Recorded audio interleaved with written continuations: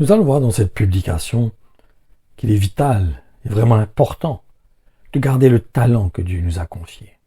Et il faut savoir que la différence sera de plus en plus grande, plus flagrante, entre les chrétiens qui vont chercher à honorer l'engagement qu'ils ont pris envers Jésus-Christ lorsqu'ils ont pris les baptêmes, et ceux qui seront donc superficiels.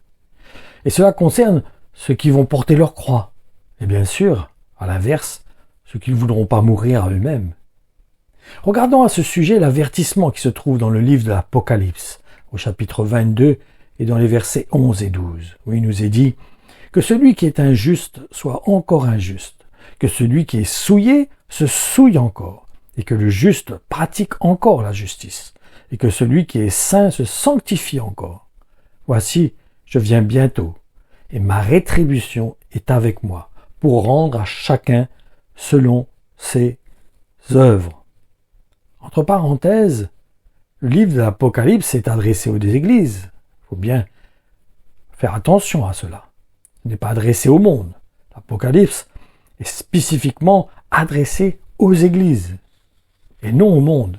C'est important de comprendre cela. Et si Jésus-Christ a donné de nombreux avertissements, aussi bien au travers de ses paroles que de celles de ses apôtres, comme celui qui se trouve par exemple dans le chapitre 4 et le verset 3 de la deuxième épître à Timothée, c'est dans quel but à votre avis? Oui, il nous est dit, car il viendra un temps où les hommes ne voudront plus rien savoir de l'enseignement authentique. Sous l'influence de leurs désirs et pour satisfaire leurs convoitises, ils se choisiront une foule de maîtres.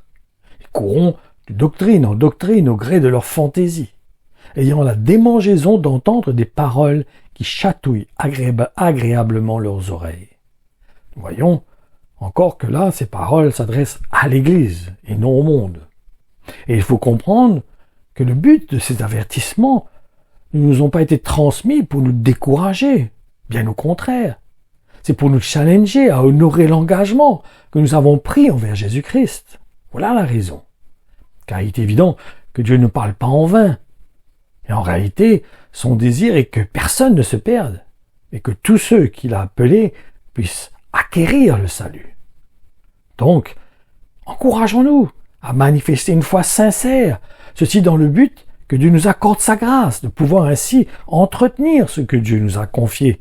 C'est important de comprendre cela, c'est important d'être dans cette démarche, de pouvoir être toujours vivre ce que Dieu met en œuvre, ce que Dieu a déposé dans notre cœur, cette vie de l'esprit qu'il a mis en nous. Encourageons-nous dans ce sens. Soyez bénis.